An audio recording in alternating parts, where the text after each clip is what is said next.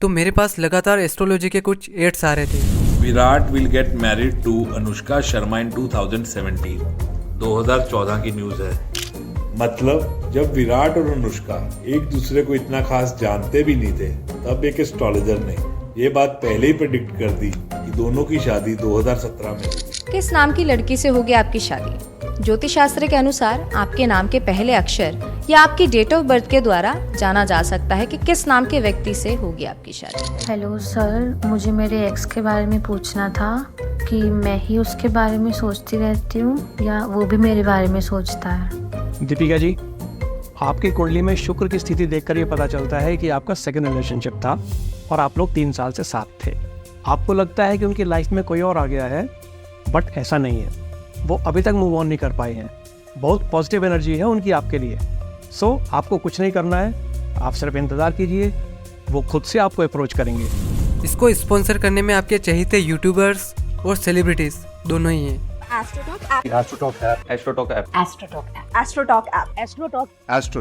बचपन में हमारी बॉल एक बार पड़ोस वाली आंटी के घर चली गई। जब मैं बॉल लेने गया तब मैं थोड़ा डरा हुआ था, पर आंटी तो खुद ही बॉल देने बाहर आ गई और मेरे सर पे हाथ फेर के बोली कि बेटा एक दिन तू बहुत बड़ा क्रिकेटर बनेगा, तब याद रखना अपनी इस आंटी को। बाद में पता चला वो आंटी एक एस्ट्रोलॉजर थी और मम्मी ने तो पहले ही मेरी कुंडली उन्हें दिखा दी थी। उसके बाद बिना किसी डर के बहुत लोगों के छक्के छुड़ाए मैंने। शायद एस्ट्रोलॉजर वो सब जानते हैं जिनके बारे में हम कभी सोच भी नहीं सकते। जेन्युइन एस्ट्रोलॉजर्स मिलेंगे आपको एस्ट्रोटॉक ऐप पर, क्योंकि एस्ट्रोटॉक 5 इंटरव्यूज लेके हायर करता है इंडिया के बेस्ट एस्ट्रोलॉजर्स को। एक सीक्रेट की बात बताऊं, Nishi is my favourite astrologer on AstroTalk. Nishi is my favourite astrologer on AstroTalk. इसके बाद मुझे रणवीर का ये वाला वीडियो आया यूट्यूब सजेशन में, जिस पर लगभग 6 मिलियन व्यूज़ हैं, और मैंने इस पूरे वीडियो को बड़े गौर से देखा और तब मुझे समझ आया कि ये एस्ट्रोलॉजर्स कितने चालाक हैं। ये सच में बहुत चालाक हैं। जब आप इसका सेकंड वाला पॉडकास्ट देखोगे, अरुण पंडित वाला, तो आपको बहुत सारी बातों में ऐसा लगेगा जैसे ये मेरे बारे में ही बात कर रहे हैं। ये लोग घर के ब्रेड अर्नर होते हैं, बट अपने पोटेंशियल का पैसा नहीं मिलता है इनको। बहुत तरह की समस्याएं आती हैं, लोग समझते नहीं हैं, कम्युनिकेशन में गलत जजमेंट हो जाता है, लाइफ में उस पोजीशन पे नहीं पहुंच पाते, स्ट्रगल बहुत हाई हो जाता है। नाइदा ये इनकी बातों से आपको समझ में आ जाएगा कि दे टॉक्स मनी, और ये कभी कभी बात भी करेंगे तो ये करेंगे तो इससे ऐसा पैसा बनेगा, वो करेंगे तो इससे ऐसा पैसा बनेगा। टीचर्स भी कहेंगे, घर वाले भी कहेंगे यार तुम बहुत अच्छी बुद्धि हो, एग्ज़ाम से एक दिन पहले पढ़ते हो 80% मार्क्स आ जाते हैं, बट बुद्धि लगेगी गलत जगह। आप अपने काम करने की जगह पे एक राजा जैसा बिहेव करते हो, किंगली नेचर आपके अंदर आ जाता है। आप कितना भी कर लो दुनिया के लिए, वो आपकी तारीफ़ नहीं करेगा, आपका क्रेडिट कोई छीन के ले जाएगा। एज़ यू एज आप एक्सेप्ट कर लेते हो कि दुनिया ऐसी है, काम करती है, तो कहीं ना कहीं आप अपने माइंड में, अपने दिमाग में राजा बनते हो और उसी में खुश रहते हो। और इन्हीं की बातों में आके लोग फंस भी जाते हैं। जैसे कि एक ज्योतिष ने 58 लोगों को 36 लाख रुपए का चूना लगा दिया। ऐसे ही बेंगलुरु में एक महिला ने लगभग 8 लाख रुपए एक ज्योतिष को दे दिए, क्योंकि उसे अपने एक्स के साथ फिर से रीयूनाइट होना था। और ऐसे कई सारे केसेस हैं। ये एस्ट्रोलॉजर्स जिन्हें ना तो ये पता है कि अपने सोलर सिस्टम में प्लैनेट्स किस ऑर्डर से हैं, किस स्पीड से घूम रहे हैं, ना ही इन्हें ये पता है कि ये कितनी दूर हैं। मतलब इन्हें अपने सोलर सिस्टम के बारे में रत्ती भर भी नॉलेज नहीं है। और ये क्या कहेंगे, एस्ट्रोलॉजी तो साइंस है। Let me tell you very clearly, astrology जो है वो साइंस है, total science of planets. Astrologers की प्रेडिक्शंस रॉन्ग हो सकती हैं, बट एस्ट्रोलॉजी गलत नहीं है, because where there is a human brain there is a error. तो चलिए इस वीडियो में अंधविश्वास के एक और पिलर को नीचे गिराते हैं। सबसे पहले इस नाम का मतलब समझ लेते हैं। एस्ट्रोलॉजी वर्ड लैटिन वर्ड एस्ट्रोलॉजिया से लिया गया है, जिसमें एस्ट्रोन यानी स्टार होता है और लोजिया यानी स्टडी ऑफ, यानी तारों को पढ़ना, तारों की स्टडी करना। लेकिन 17वीं शताब्दी के आसपास एस्ट्रोलॉजी की जगह एस्ट्रोनॉमी का यूज़ किया जाने लगा, तारों और यूनिवर्स के जो भी ऑब्जेक्ट हैं उनकी स्टडी करने के लिए। और एस्ट्रोलॉजी का यूज़ इंसानों का फ्यूचर बताने के लिए, सेलेस्टियल बॉडीज़ का ह्यूमंस की लाइफ पर असर पड़ता है इसके लिए, मतलब ऐसे कामों में इसका इस्तेमाल किया जाने लगा।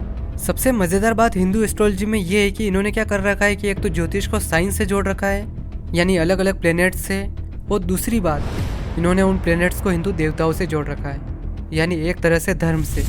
आज हम स्टार्ट करेंगे जुपिटर से, the God of knowledge, the planet of knowledge.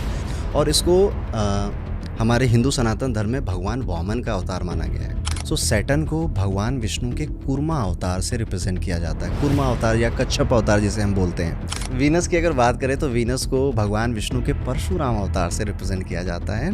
Let's start with Mercury, ठीक है। The fastest moving planet and represented by भगवान बुद्ध। 2021 में एक रिसर्च हुई थी जिसमें ये चीज़ सामने आई थी कि इंडिया में रहने वाले 70% लोग भाग्य पर विश्वास करते हैं, जैसे कि सबका नसीब पहले से ही लिखा हुआ है ऐसा कुछ, जिसमें हिंदू 73%, मुस्लिम 63% और सिख 59% थे। उस वक्त भारत की जनसंख्या लगभग 140 करोड़ थी। अब कई लोगों का मानना है कि अपने सोलर सिस्टम में जो प्लैनेट्स हैं उनकी वेव्स या रेडिएशन से ह्यूमन बॉडी पर नेगेटिव और पॉजिटिव इफेक्ट पड़ते हैं, जैसे कि जुपिटर सन के बाद सबसे ज़्यादा एनर्जी रेडिएट करता है इस मामले में,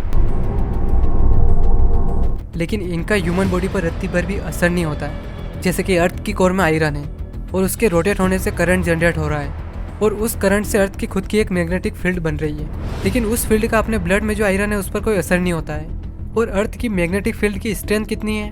25,000 से 65,000 नैनो टेस्ला, जो कि सच में बहुत कम है। और इन प्लैनेट्स का असर होता है, इस बात को साबित करने के लिए कॉमन सा एग्जाम्पल दिया जाता है कुछ इस तरह से कि तुझे एक बात पता है, मून की वजह से अर्थ की टाइड पर असर पड़ता है और अर्थ पर कितना परसेंट पानी है? 70%। और ह्यूमन बॉडी में कितना है? 70%। तो बस समझ जा। अरे लेकिन ये बात भी तो समझो कि वहाँ वाटर खुला पड़ा है और इधर अपनी बॉडी के अंदर है, और मून की ग्रेविटी इतनी भी पावरफुल नहीं है। 1.62 मीटर पर सेकेंड स्क्वायर है, अर्थ की 1/6। या फिर ऐसा करना है, पानी की टंकी भरना और उसे फुल मून के दिन बाहर रख देना, ढक्कन खुला रख के, और देखना देखिए कहीं उसके अंदर से पानी उछल उछल के बाहर तो नहीं आ रहा है। और मान लिया चलो फ़र्क पड़ता भी है तो वो सब पर इक्वली पड़ता है, जैसे कि सनलाइट सब पर इक्वली पड़ती है, तो फिर चिंता किस बात की। एक बात और, जब आप किसी ज्योतिष को अपनी कुंडली दिखाओगे तो वो कुछ बातें ऐसी बताएगा जिससे आपको ऐसा लगेगा कि वो बातें खासकर मेरे लिए ही है, मेरे से मैच करती है। साइकोलॉजी में इसे बर्नम या फोरर इफेक्ट कहते हैं। हुआ होगा आपके साथ भी, जब किसी ने आपकी हाथों की रेखाएं पड़ी होगी या माथे की, ये वही है। जैसे कि एक बात मैं भी बता सकता हूँ आपके बारे में, आप जब अकेले होते हो सारे अपने कामों से फ्री होके या फिर सोते समय, तब आपका दिमाग किसी टॉपिक के बारे में लगातार सोचता रहता है और फिर एकदम से आप ये सोचते हो कि मैं इतना क्यों सोच रहा हूँ, मैं इतना क्यों सोचता हूँ। अब लगभग सभी लोग यही सेम ऐसा ही करते हैं, लेकिन यही बात मैं आप में से किसी एक को जाके कहता पर्सनली, तो वो यही सोचता कि मेरी ये बात इसको कैसे पता। इसी तरह कुछ बातें ऐसी है, जब ये हाथ पढ़ने वाले या कुंडली देखने वाले आपको कहते हैं तो आपको लगता है कि हाँ बस ये बात मेरे बारे में ही है। आप अपने आप को इस मामले में यूनिक समझने लगते हो, जबकि ऐसा है नहीं। यह है जेमस्टोन, सिंपली जेम, जो कि कई तरह के होते हैं, टर्कोइज, क्वार्ट्ज, जेस्पर। यह क्रिस्टल का एक टुकड़ा होता है जिसे काट के या पॉलिश करके ज्वेलरी में यूज़ किया जाता है। लेकिन इंडिया में सबसे ज़्यादा इसका इस्तेमाल कहाँ होता है? आप देख सकते हैं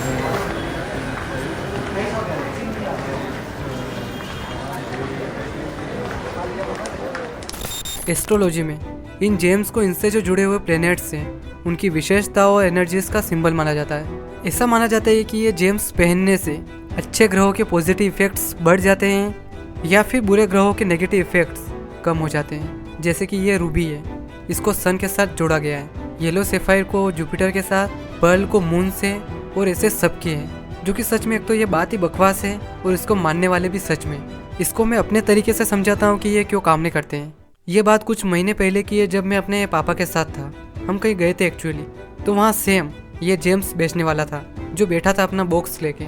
जगह तो भीड़ भाड़ वाली थी, तो उसके पास बहुत सारे जेम्स थे, नकली भी और असली भी। तो वो सबको बता रहा था कि देखो ये असली है और ये नकली।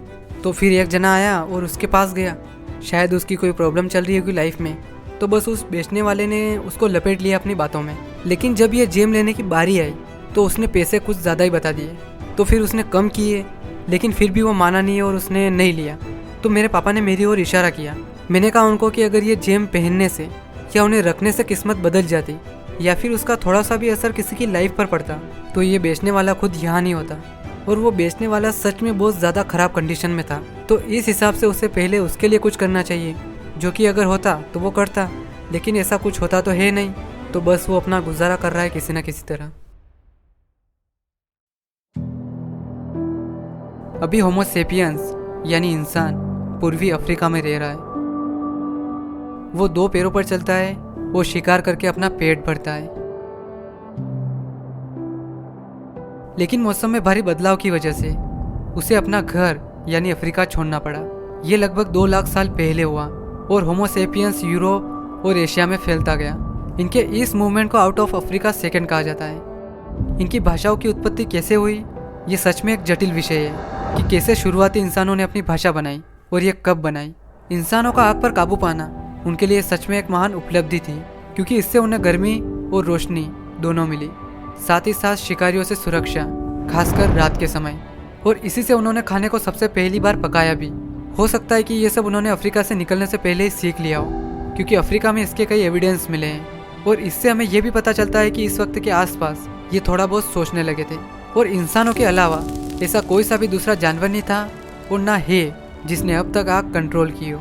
इनका दिमाग लगातार विकसित हो रहा है। आज से लगभग 40 से 45 हज़ार साल पहले इंसान अपने शुरुआती चित्र बनाना सीख रहा है, या हो सकता है कि इससे पहले भी बनाए हो, लेकिन अभी तक की खोजी गई सबसे पुरानी केव पेंटिंग इंडोनेशिया से मिली है। और इसके बाद आती है इंसानों की ज़िंदगी में एग्रीकल्चर।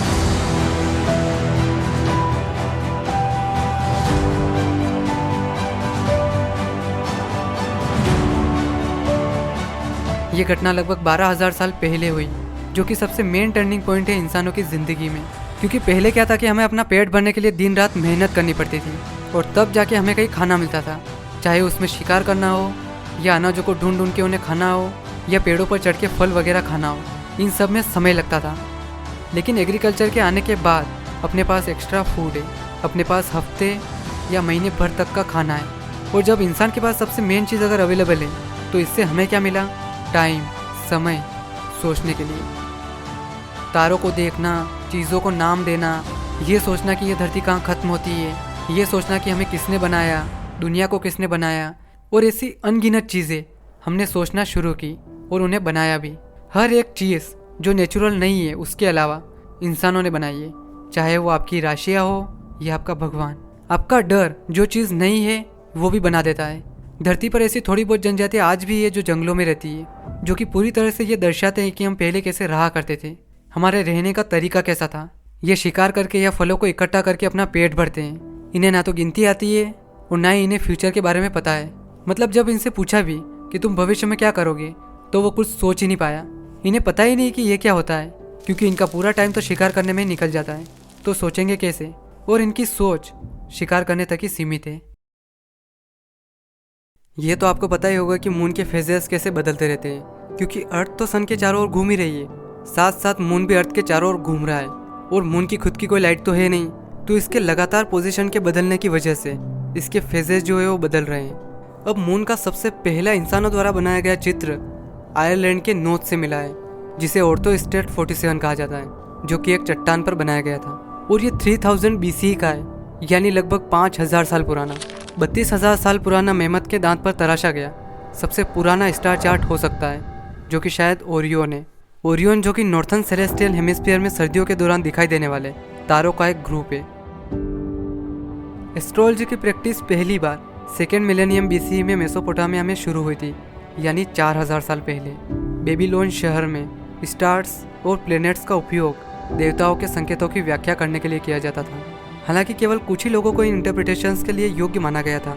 बेबीलोनियन प्रीस्ट इनको यह सब बताने का काम सौंपा गया था कि कैसे सेलेस्टियल बॉडीज यानी आकाशीय पिंड समाज, खासकर राजा और राज्य को इम्पेक्ट करते हैं। इसका एविडेंस एनुमा अनु एनिल में मिलता है, जो कि 70 क्यूनिफॉर्म टेबलेट की एक सीरीज़ है, जिसमें लगभग 7000 सेलेस्टियल ओमेन्स है। बेबीलोनियंस ने 12 एस्ट्रोलॉजिकल साइन बनाए, जिनमें से थोड़े बहुत को वेस्टर्न ज़ोडिएक में शामिल कर लिया गया। और ये प्राचीन यूनानी थे जिन्होंने इन 12 साइंस को नक्षत्रों के नाम पर रखा। नक्षत्र तारों का एक समूह होते हैं जो रात में दिखाई देते हैं, और इन्हें देख के ऐसा लगता है कि ये किसी तरह का पैटर्न बना रहे हैं। ये साइन थे एरिस, टोरस, जेमिनाई, कैंसर, लियो, वर्गो, लिब्रा, स्कॉर्पियस, सेजिटारियस, कैप्रिकॉर्नस, एक्वेरियस और पार्सिस।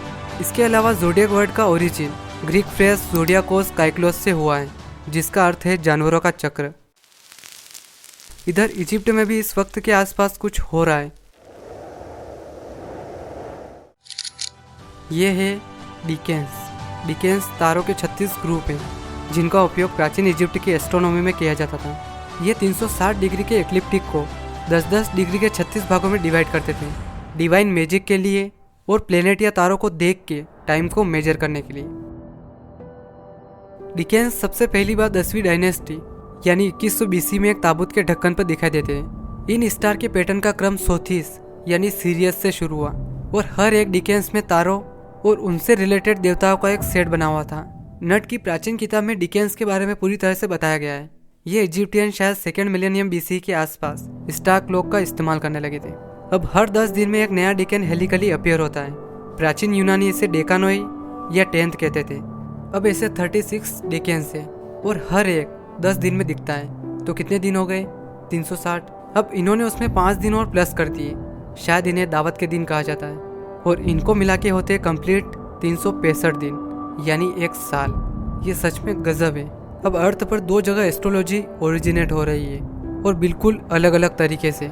लेकिन ये एस्ट्रोलॉजी उस वक्त दुनिया भर में फैली कैसे? तो इसके 2 रीज़न बताए जाते हैं।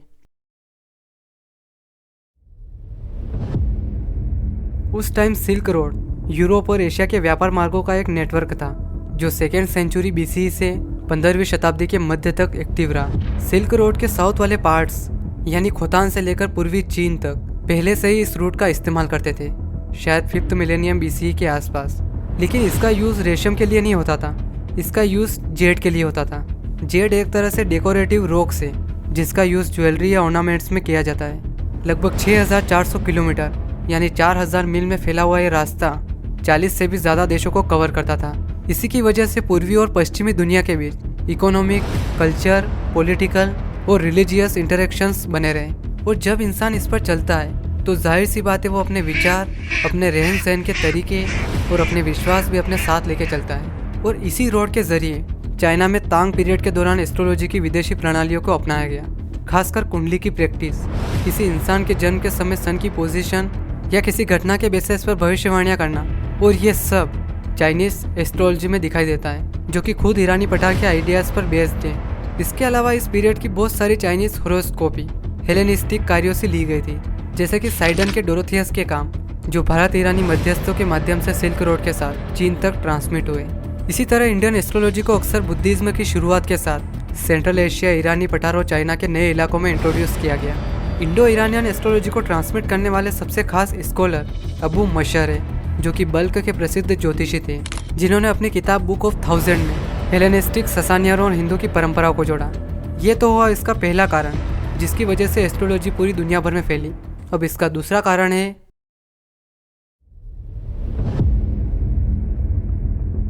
334 BCE में मैसेडोनिया के राजा की हत्या कर दी जाती है, जिसके बाद उनका बेटा अलेक्जेंडर, जिसकी उम्र बस 20 साल की है, वो गद्दी पर बैठता है। और इसी साल अलेक्जेंडर अपनी सेना तैयार करता है दुनिया को जीतने के लिए। पहले बुल्गारिया में बैटल ऑफ माउंट हेमस, फिर अल्बानिया में सेज ऑफ पेलियम, ग्रीस में बैटल ऑफ थीब्स, टर्की में battle of Granicus, siege of Miletus, siege of Halicarnassus और बैटल ऑफ इसस। लेबनान में सेज ऑफ टायर, इजिप्ट में सेज ऑफ गाजा, इराक में battle of Gaugamela, Iran में battle of Uxian defile और battle of Persian gate, Turkmenistan में siege of Cyropolis, Uzbekistan में battle of Jaxartes और siege of Sogdian rock, Afghanistan और पाकिस्तान में siege of Aornos, siege of Multan और battle of हाइडा space, जो कि 326 BCE को लड़ा गया। अब अलेक्जेंडर ने इन 8 सालों में कई युद्ध लड़े और जीते तो है ही, इसके साथ साथ उसने वही काम किया जो सिल्क रूट ने किया, क्योंकि इसके साथ हज़ारों लाखों की सेना थी और ये लगातार कल्चर एक्सचेंज का काम कर रहे थे। पहले तो मेसोपोटामिया का कल्चर इजिप्ट में, फिर इजिप्ट का कल्चर मेसोपोटामिया में, फिर इन दोनों का आगे ईरान और इंडिया तक। इसने अपना कल्चर तो फैलाया ही साथ दूसरों का भी फैलाया। जैसे कि जब अलेक्जेंडर ने इजिप्ट पर हमला किया तो इसने वहाँ एक नई सिटी बनाई, अलेक्जेंड्रिया, और ये वही जगह थी जहाँ बेबीलोनियन एस्ट्रोलॉजी डिकेनियन एस्ट्रोलॉजी के साथ मिक्स हो गई और इससे एक नई एस्ट्रोलॉजी बनी, होरोस्कोपिक एस्ट्रोलॉजी। इसमें होरोस्कोप का यूज़ किया जाता है ताकि एक खास समय पर ग्रहों और तारों की पोजीशन देखी जा सके और उनको देख के भविष्य की घटनाएं बताई जा सके। भारत में एस्ट्रोलॉजी का मतलब होता है ज्योतिष, जिसका मतलब है लाइट, प्रकाश, जैसे कि सन या मून या कोई और हेवनली बॉडी। वैसे ज्योतिष को वैदिक एस्ट्रोलॉजी भी कहा जाता है। ज्योतिष हिंदुइज्म के 6 सहायक विषयों में से एक है जो वेदों के अध्ययन से जुड़ा हुआ है, और वेदांग ज्योतिष एस्ट्रोलॉजी के बारे में सबसे शुरुआती ग्रंथों में से एक है। ये 1400 से 1200 BC के आसपास लिखा गया था और इसे लिखने वाले ऋषि का नाम था लगत। इस बुक में सूर्य और चंद्रमा के एवरेज मोशन के आधार पर कैलेंडर बनाया गया है, लेकिन ये इतना भी एक्यूरेट नहीं है। इस कैलेंडर में 5 साल का एक साइक्लिक पीरियड है जिसे युग कहा जाता है, और ज्योतिष पर प्राचीन हिंदू ग्रंथ केवल टाइम कीपिंग की बात करते थे। ये ज्योतिष या किसी भविष्यवाणी का उल्लेख नहीं करते हैं, जैसे कि ये ऋग्वेद ज्योतिष वेदांग में मेंशन है। अभी जो साल चल रहा है उसमें एक -12 से गुणा, 2 से गुणा, अभी जो साल चल रहा है उसके महीनों को आधा करके उसमें जोड़ दो और हर 60 के लिए 2 बढ़ा दो। कुछ स्कॉलर्स का मानना है कि भारतीय उपमहाद्वीप पर हॉरोस्कोपिक एस्ट्रोलॉजी हेलेनिस्टिक के प्रभाव से आई है। हालांकि ये अभी भी एक डिबेट भरा टॉपिक है, क्योंकि बाकियों का मानना है कि एस्ट्रोलॉजी खुद यहाँ डेवलप हुई थी इंडिपेंडेंटली। शुरुआत में ज्योतिष का संबंध यज्ञ अनुष्ठानों की डेट चूज करने के लिए होता था, जिसमें प्लैनेट्स की तो कहीं से कहीं तक बात ही नहीं थी। अथर्ववेद और चांडोक्य उपनिषद में ग्रहण पैदा करने वाले राक्षसों का उल्लेख मिलता है। यही बात बाद में राहु, जो कि एक परछाई है, इसे ग्रहण और उल्काओं के लिए जिम्मेदार माना जाता था। अब जो ग्रह शब्द है इसका मतलब अभी के टाइम प्लैनेट से रिलेटेड माना जाता है, जबकि पहले इसका मतलब ये नहीं था। पहले इसका मतलब राक्षस था, और ऋग्वेद में ग्रहण का कारण राक्षस स्वारभानु को बताया गया है। हेलेनिस्टिक एस्ट्रोलॉजी के आने के बाद ही भारत में ग्रहों का क्रम 7 दिन के सप्ताह में तय किया गया। इसी ने एरीस यानी मेष, इससे शुरू होने वाली 12 राशियों और लग्न से शुरू होने वाले 12 ज्योतिषीय स्थानों को प्रसारित किया। भारत में ग्रीक एस्ट्रोलॉजी की शुरुआत का पहला एविडेंस यवन जातक है, जो शुरुआती शताब्दी का है। यवन जातक, जिसका मतलब है यूनानियों की बातें। इसको 2nd सेंचुरी के दौरान यवनेश्वर द्वारा ग्रीक से संस्कृत में अनुवाद किया गया था। मेन टेक्स्ट जिन पर क्लासिकल इंडियन एस्ट्रोलॉजी बेस्ड है, शुरुआती मेडिवल टाइम की है। खासकर बृहद पराशर होराशास्त्र और कल्याण वर्मा द्वारा लिखी गई सरावली। ज्योतिष उस समय भी और इस समय भी कई हिंदुओं के जीवन में विश्वास का एक पहलू बना हुआ है। हिंदू कल्चर में जब बच्चा पैदा होता है उसका नाम तक उसका ज्योतिष चार्ट यानी कुंडली देखकर रखा जाता है। इसके अलावा शादी कब करनी है उसके बारे में, कोई नया काम शुरू करने में, यहाँ तक कि घर लेने में भी एस्ट्रोलॉजी का यूज किया जाता है। कई हिंदुओं का मानना है कि हेवनली बॉडीज, जिसमें खासकर प्लैनेट्स, इनका इंसानों के पूरे जीवन पर असर पड़ता है, और ये planetary influence fruit of Karma है, यानी कर्म का फल है। और इंडिया में 44% लोग एस्ट्रोलॉजी में विश्वास करते हैं, यानी आपको दूसरा से तीसरा इंसान मिल ही जाएगा जो इसमें विश्वास करता हो। कुंडली, जिसे जन्म पत्र भी कहा जाता है, जो कि कुछ ऐसी होती है। वैसे मुझे इसमें समझ तो कुछ आ नहीं रहा है, लेकिन मैं ये जरूर कह सकता हूँ कि इसका इस्तेमाल लोगों को मूर्ख बनाने के लिए किया जाता है। ये किसी खास टाइम पर, जैसे किसी के जन्म के समय, भारतीय ज्योतिष के 9 ग्रहों की स्थिति को रिप्रेजेंट करता है। 9 ग्रहों में पहले सूर्य, जो आत्मा को रिप्रेजेंट करते हैं, और इन ग्रहों में सबसे मेन है चंद्रमा भावनाओं को, बुध बुद्धि को, शुक्र सौंदर्य शास्त्र यानी एस्थेटिक्स को, मंगल ऊर्जा को, बृहस्पति विजडम और अपॉर्चुनिटीज को, शनि डिसिप्लिन को, और राहु और केतु चंद्रमा के 2 नोड है। राहु जो कि नॉर्थ नोड है और केतु जो कि साउथ नोड है, जो स्पिरिचुअल लिबरेशन और कार्मिक लेसन्स को रिप्रेजेंट करता है। इसके अलावा 12 राशियाँ हैं: मेष, वृषभ, मिथुन, कर्क, सिंह, कन्या, तुला, वृश्चिक, धनु, मकर, कुंभ और मीन। एक बात और, कुंडली बनाने की जो प्रैक्टिस है वो अनसाइंटिफिक या सूडो साइंस नहीं है, क्योंकि कुंडली केवल एक डायग्राम है जो समय के एक खास पल में उन 9 ग्रहों की स्थिति को दर्शाता है, जिन्हें नवग्रहास कहा जाता है। और ये जो 9 ग्रह हैं वो तो वास्तविक एस्ट्रोनॉमिकल एंटिटीज है, भले ही ये उनकी एग्जैक्ट लोकेशन ना बता पा रहे हो, लेकिन किसी कुंडली को पढ़ना और फ्यूचर के इवेंट्स को बताना, या किसी की कुंडली देख के उसके साथ क्या क्या होने वाला है और उन समस्याओं से निपटने के लिए उसे क्या करना चाहिए, ये सब बताना साइंटिफिक नहीं है। ये पूरी तरह से एक झूठा विज्ञान है। 16वीं शताब्दी में यूरोप में एक क्रांति होने वाली है, और इसकी शुरुआत होती है 15वीं शताब्दी में। 19 फरवरी 1473 को पोलैंड के टोरन में एक बच्चे का जन्म होता है, जिसका नाम है निकोलस कोपरनिकस, जो कि एक क्रिश्चियन परिवार से बिलोंग करता है, जिसे बचपन में मैथमेटिक्स, एस्ट्रोनॉमी, फिलोसॉफी और साथ ही साथ एस्ट्रोलॉजी भी सिखाई गई। एस्ट्रोनॉमी में से कई सारी चीज़ें पढ़ाई गई, जिसमें जियोसेंट्रिक मॉडल भी था, यानी टोलेमिक सिस्टम। ये यूनिवर्स का एक मैथमेटिकल मॉडल है जिसे क्लोडियस टोलेमी ने बनाया था 2nd सेंचुरी एडी में, और ये मॉडल यूरोप में 1000 साल से भी ज़्यादा चला। ये मॉडल ये कहता है कि अर्थ ब्रह्मांड के सेंटर में है और ये स्थिर है। सन, मून और बाकी सब इसके आसपास घूमते रहते हैं। और अगर सच कहूँ तो अगर साइंस की वजह से मुझे भी ये पता ना होता कि अर्थ खुद अपनी एक्सिस पर घूम रही है और ये सन के आसपास चक्कर लगा रही है, तो मैं भी आज जियोसेंट्रिक मॉडल को ही मानता कि ऐसा ही कुछ होगा। क्योंकि एक तो अपन अर्थ पर कहीं भी चले जाएं, हमें ऐसा ही लगेगा कि सन अर्थ के चारों ओर घूम रहा है। दूसरा, हमें ये भी पता नहीं होता कि अर्थ खुद अपनी एक्सिस पर घूम रही है और उसके घूमने की वजह से अपन भी उसके साथ साथ घूम रहे हैं। तो देखने पर ऐसा लग रहा है कि अर्थ जो है वो एक जैसी है और बाकी सब इसके आसपास घूम रहे हैं। अब उस समय क्रिश्चियनिटी भी इस मॉडल को फॉलो करती थी, क्योंकि उनका मानना है कि अर्थ भगवान की एक स्पेशल क्रिएशन है। अब 1508 और 1514 के बीच कोपरनिकस ने एक छोटा सा लेख लिखा, जिसे आमतौर पर कॉमेंटेरियोलेस या लिटिल कॉमेंट्री कहा जाता है, एक हेलियोसेंट्रिक थ्योरी। लेकिन दुख की बात यह है कि यह थ्योरी उनके जिंदा रहते वक्त पब्लिश नहीं हुई, क्योंकि उनकी लिखी हुई ये बात ईसाई धर्म के खिलाफ थी। और 1543 में इनकी डेथ के बाद इसको पब्लिश किया गया, on the revolution of the heavenly spheres. इस बुक में कोपरनिकस ने टोलेमिक सिस्टम को पूरी तरह से रिजेक्ट कर दिया, जिसमें अब तक ये माना जाता था कि सभी ग्रह अर्थ के चारों ओर घूम रहे हैं। लेकिन इन्होंने कहा कि ऐसा नहीं है, अर्थ सेंटर में नहीं है, सन सेंटर में है और सभी ग्रह जिसमें अपनी अर्थ भी है, ये सब सूर्य के चारों ओर घूम रहे हैं। ये पूरी तरह से कहा जा सकता है कि कोपरनिकस ने अपना मॉडल सामोस के एरिस्टार्कस से लिया है, जिन्होंने लगभग 2000 साल पहले सेम ऐसा ही एक मॉडल तैयार किया। एरिस्टार्कस एक प्राचीन ग्रीक एस्ट्रोनॉमर और मैथमेटिशियन थे, जिन्होंने पहला हेलियोसेंट्रिक मॉडल तैयार किया।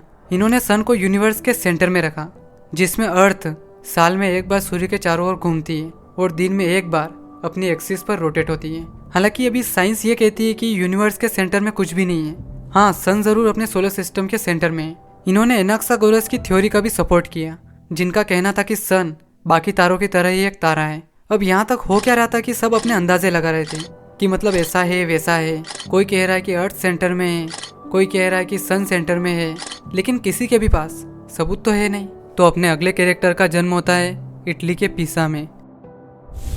नाम गैलीलियो गैलीली, और इसने जो चीज़ें बनाई उससे ब्रह्मांड को देखने का नज़रिया ही बदल गया। 1609 के शुरुआती दिनों में गैलीलियो टेलीस्कोप बनाने के लिए काम कर रहा था, लेकिन ये चांद तारों को देखने के लिए नहीं बना रहा है, ये वो समुद्री व्यापारियों के लिए बना रहा है, दूर तक देखने के लिए। 30 नवंबर 1609 की शाम को गैलीलियो ने अपना टेलीस्कोप चांद की ओर पॉइंट किया और ये पहला इंसान था जिसने ये बताया कि चांद की ज़मीन एक जैसी नहीं है, ये उबड़ खाबड़ है और इस पर पहाड़ है। इसने मिल्की वे के तारों, वीनस के फेजेस को, जुपिटर की 4 सबसे बड़ी सैटेलाइट्स को, सैटर्न की रिंग को और सनस्पॉट को भी देखा।